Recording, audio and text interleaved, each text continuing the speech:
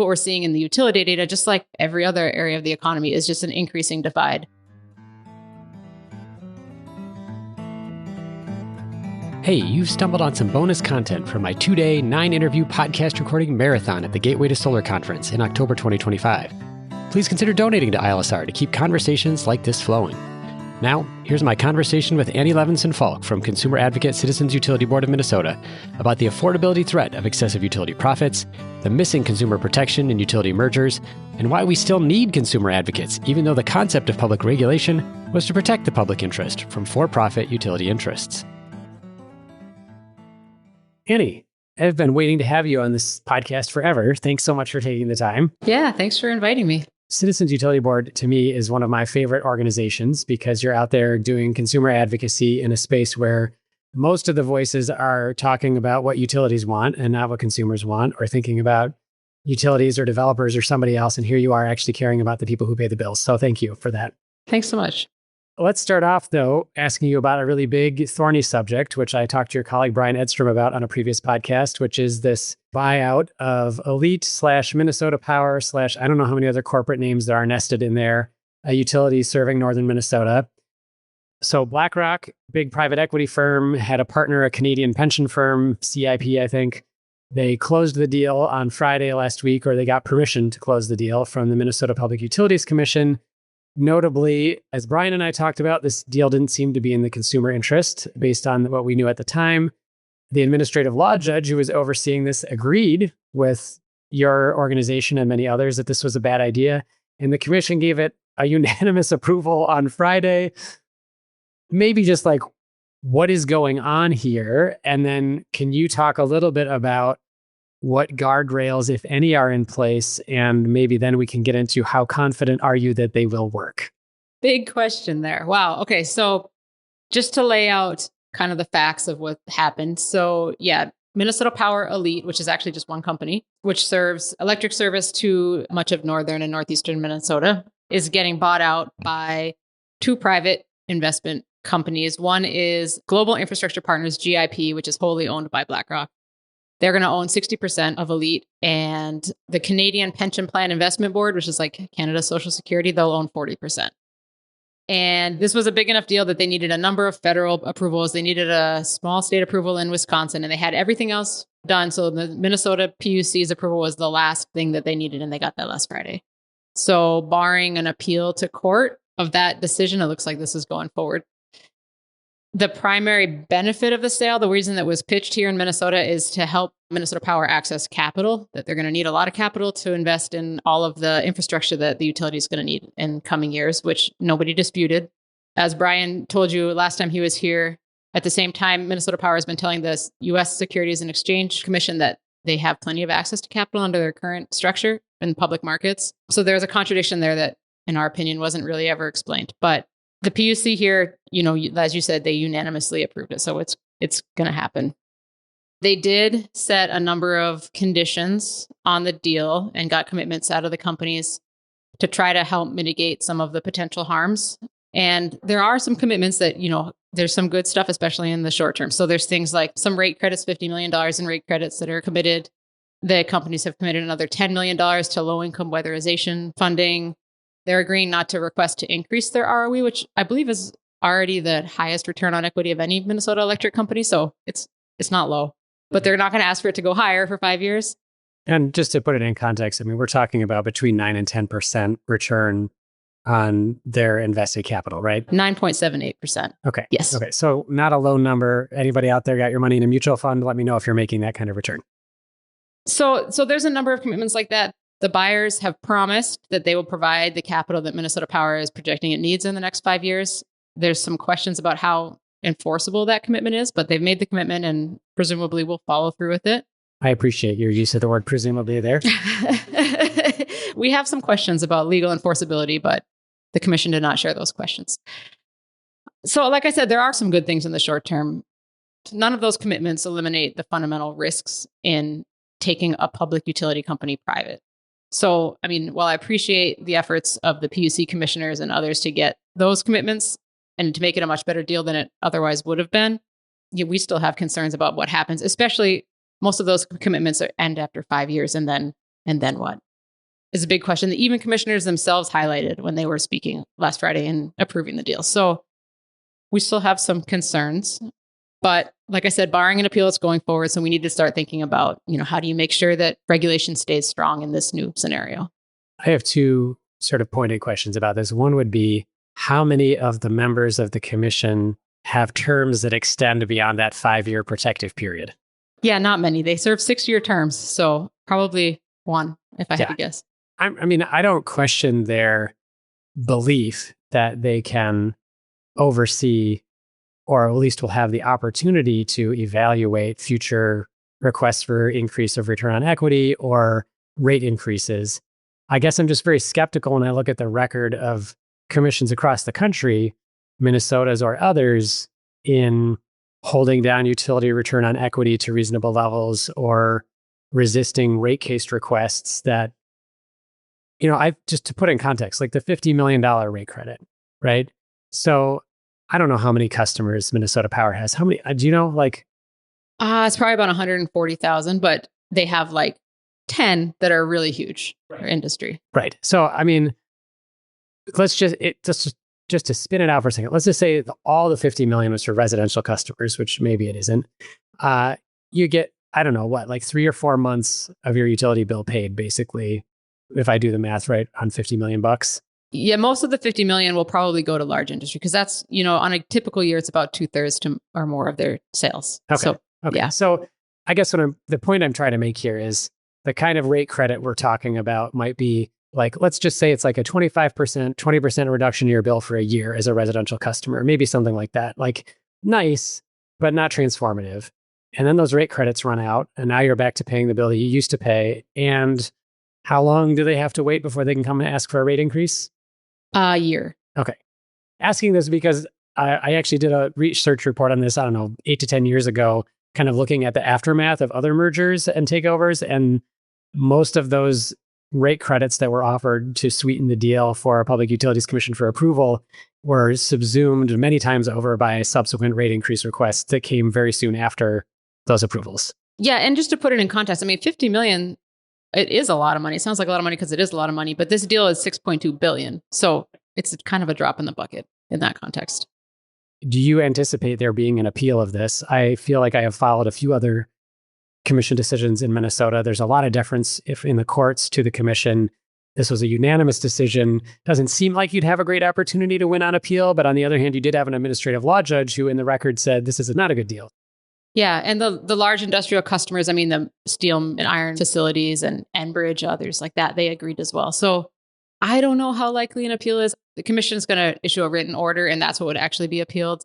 And that'll probably be a month or two before we see that. So I don't know how to gauge that likelihood of an appeal. That's fair enough. I obviously have been doing a lot of looking at the role that utilities play in this, operating within a system in which they make their money by investing capital in things and earning that return on equity. We've talked about Minnesota Power's 9.78, I think you said, percent. Pretty generous for a very low risk investment. And there's been a lot of good research out in the past couple of years illustrating that that's likely much higher than it ought to be for a similar low risk investment, and that has fairly significant impact. I think Mark Ellis, former utility executive, estimates as much as $300 a household per year. I did the numbers on Minnesota. I think it's about half that maybe in Minnesota that might be attributable specifically to return on equity, unpublished. Return on equity is one piece of it, but I guess I'd love you to just be expansive here. Citizens Utility Board is looking broadly at affordability for consumers. What do you see as some of the big cost drivers in terms of where rates have been going up recently, where you think they're going to be going up?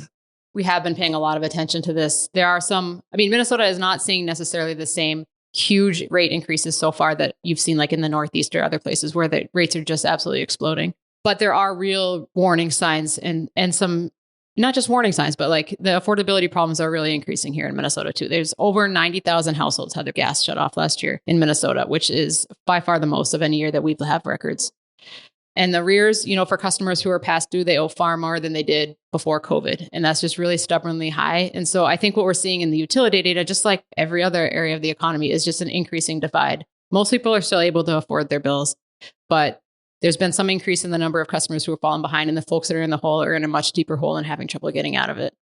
So there's kind of two different ways you can approach that. One is making sure that overall utility rates are no higher than they have to be for everybody. And ROE is an absolute top of the list for that. The ROEs are much higher than they need to be, and they need to start coming down. So we're intervening in Xcel's rate case right now. Xcel has a lower ROE than Minnesota Power. They have 9.25%. Oh, that's so much lower. Oh my goodness. They say they need 10.3. So they're asking for more. So the return on equity is basically what they're authorized to get on what the commission authorizes them to earn on their capital investments. But we have expert witness testimony that calculates their actual cost of equity, which is investors' expected return, and that's about 7.7%.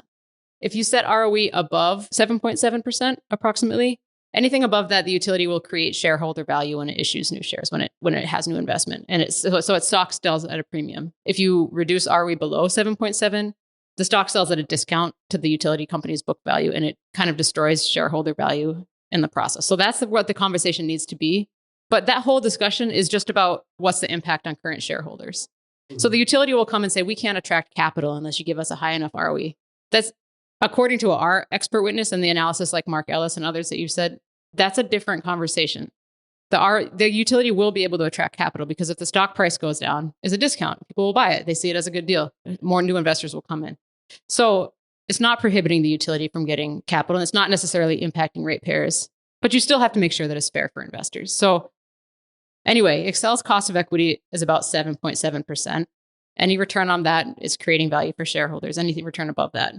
Like I said, they're earning 9.25 right now. That's way too high. The difference between 7.7 and 9.25 is about $200 million a year in Minnesota rates. Right, which is, we were talking before about the context between the rate credits that were being offered in the Minnesota Power merger against the value of that deal here. So we're talking about 4 times more that people are paying for that ROE premium with Xcel, which is lower than Minnesota Power's. Now, I know the numbers are a little different because you've got different size of utility and whatnot, but we're talking about a lot of money that people are paying essentially unnecessarily to pad shareholder profits or shareholder return, not attracting additional capital, not necessarily lowering the cost of business or anything like that. Yeah, I think there's a good argument that you want the return on equity to be a little higher than cost of equity. You want shareholders to be able to, earn value by making investment. That's a good thing, but it doesn't need to be that big of a difference. And so there's no question in my mind and many other experts that ROE needs to come down, and it has to happen gradually because you don't want to have, shock on the investors. That would not be fair. That would not be a fair balance of interest, but gradually over time, those ROEs have to come down. So in Xcel's rate case, CUB is recommending 9.0, which is a very incremental, but it would be a $34 million savings. What Xcel is asking for is a third of their rate increase is just due to their increased ROE, which is entirely unwarranted. I've heard someone else that I talked to about this said there's also sort of a social problem, for lack of a better term, of if you were successful in driving down the ROE for Xcel Energy, for example, and you just said, we actually want them to get down to 7.7%, sort of ignoring the impact on the current shareholders for a moment and just looking at more in this context of raising capital, since that's the justification behind the takeover of Minnesota Power. I could see there being an issue there of if I invest in utility stocks, or I'm a fund manager who invests in utility stocks, Xcel Energy is at a 7.7 ROE. Every other utility in the country is basically above 9. I'm just going to stop buying Xcel stock because I'm not going to get as nice of a return as I might if I invested in all these other utilities. I don't know. Do you think that's an issue? You have to sort of see the downward pressure happening everywhere at the same time? Or is it safe to say that we can actually attack this at a state level? So first of all, I'm not a finance person. So give me this caveat there. But I've spent a lot of time talking with our expert, who's Steve Keim, who in a lot of respects often agrees with Mark Ellis. And he has evidence in his testimony about the time in the 80s when returns on equity were actually lower than cost. And the utilities were still able to get new investment, because those new folks are just looking at, if I see a low stock price, that's not a bad thing for them. That's probably good. They'll come in and buy, and the market will equalize. They'll make some money in the process. Yeah. So, and I think you also run into, usually how utilities come in is they come in with a list of peers and they say, our peers are making more than us. We need to make more. And that's just like a never ending cycle of spiraling ROEs. And that's not how you need to look at it. They need to look at what the actual cost is, and then what is a reasonable amount above or below that, if there are arguments for that. But look at the cost and then judge where a fair return is based on that. All right, I'm not going to make you nerd out on ROE any longer. Nobody wants to hear that. Because I am interested in some of the other things that you're looking at in terms of affordability. Obviously, this one, ROE is so important because we're talking about essentially like just making certain investors more wealthy or paying more in electricity bills to make some select people better off without seeing necessarily system improvements. Where are the other places that you see affordability opportunities? Yeah, so I kind of started and I lost the thread. I started by saying there's two different ways to look at it. One is reducing rates to as low as they reasonably can overall. And there's other things you can do there. But another thing is looking at, the affordability problems in energy are they're not equal across the board. There's some households that really struggle to pay, would have really high energy burdens. And you can focus assistance on those households, or even look at not thinking of it as assistance, like what is the cost to serve those households? And in some cases, they're cheaper to serve and maybe they should have lower rates. Or maybe a time of use rate would be more representative of their costs. But things like late payment fees, for example, they are really exorbitantly high. I was surprised when we started digging into this. Minnesota utilities usually use about 1.5% per month is what they charge in late fees, which is 18% a year, which is higher than some credit cards. Wow. Yeah. Which when you think about a monopoly company that's providing a public service, should they be charging credit card level interest? The credit cards do that because that's where their money comes from. The utilities ostensibly do it because the idea is that you have some penalty if you don't pay, so it makes people pay. But there's actually not evidence that late payment fees work that way. There's some evidence from other states that actually, when you get rid of the late fees, then people can afford their bills and they pay them more timely. So that's one thing that we're arguing for on Excel's rate case too. You have customers that owe, thousands of dollars in racked up late fees. Clearly, it's not working. It can be 20, 50% of somebody's balance is not working. So that's one is reducing, or we would say eliminate those fees.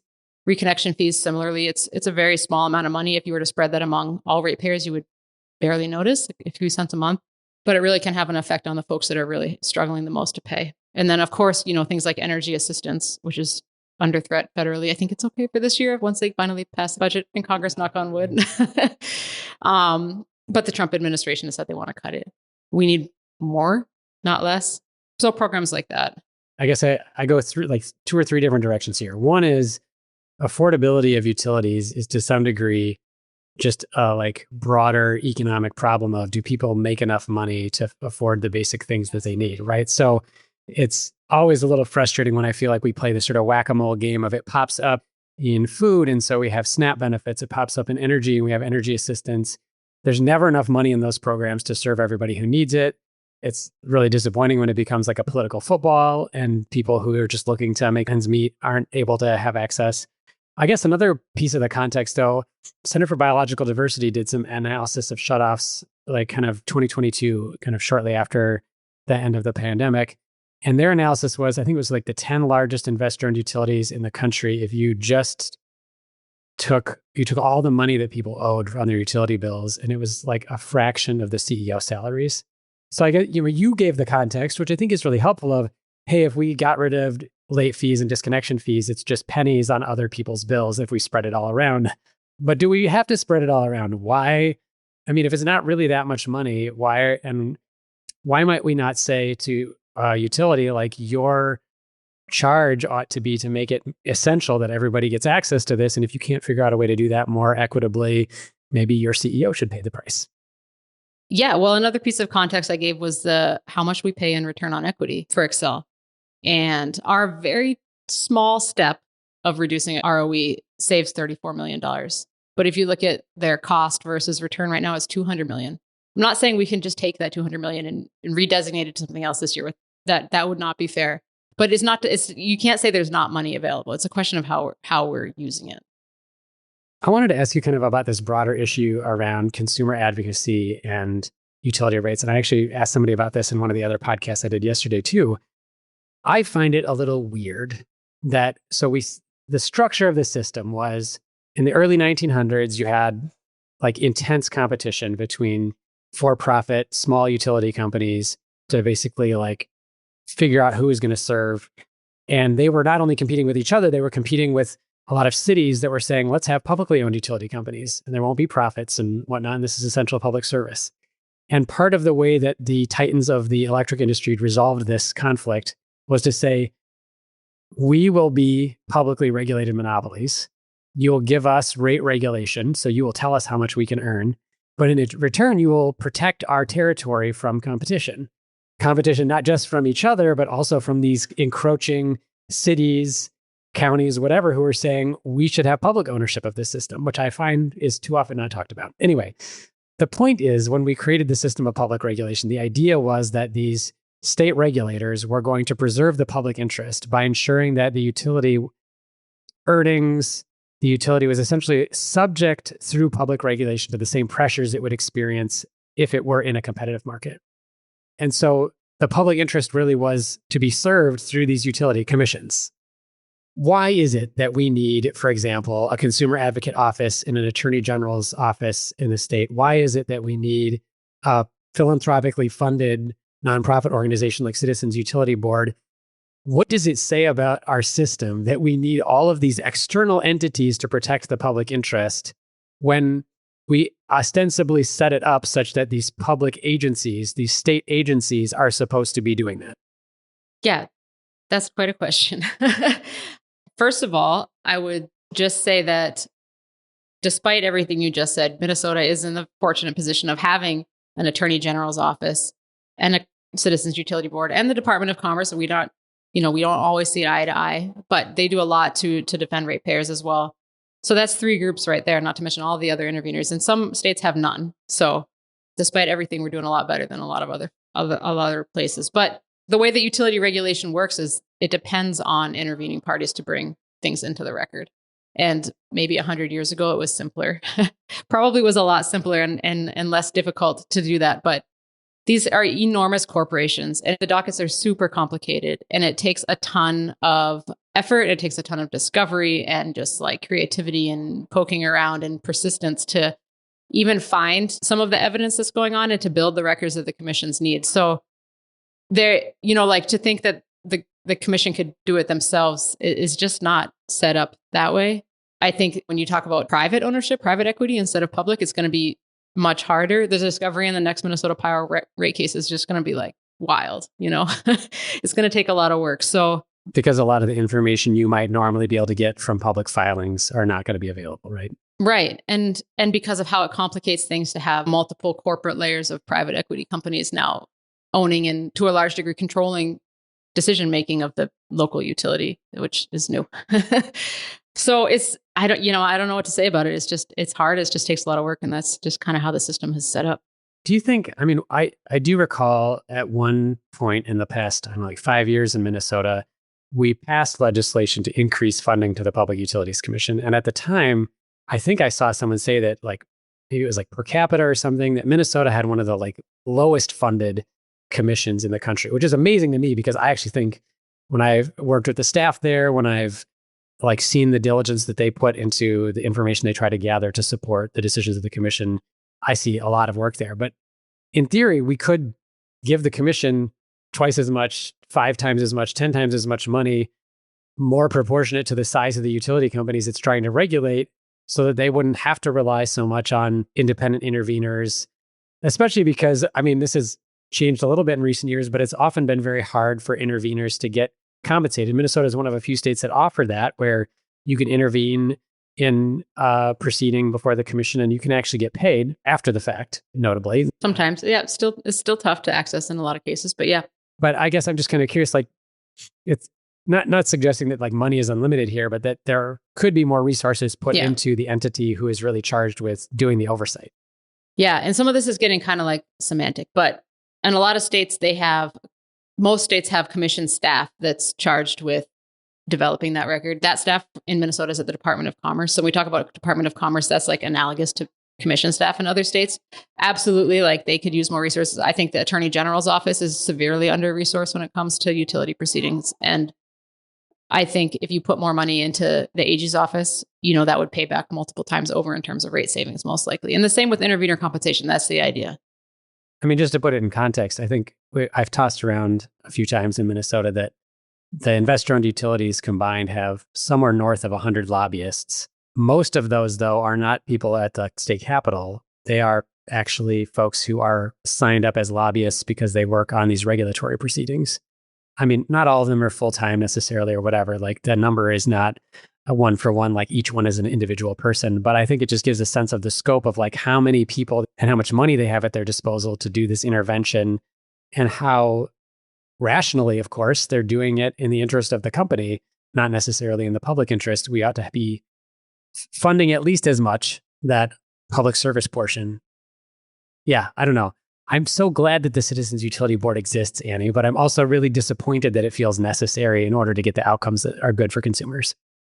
Yeah, I think absolutely, we on the intervener side have a hard time keeping up. I think also there's things folks can do, even if you're not a PUC intervener, that can help to sway the balance. So obviously the PUC is making decisions based on the record in front of us, but the record alone is not enough. And a lot of what the PUC is doing is a judgment call. So they're trying to figure out, where is the balance of the public interest? And that's just judgment. There's no way around that.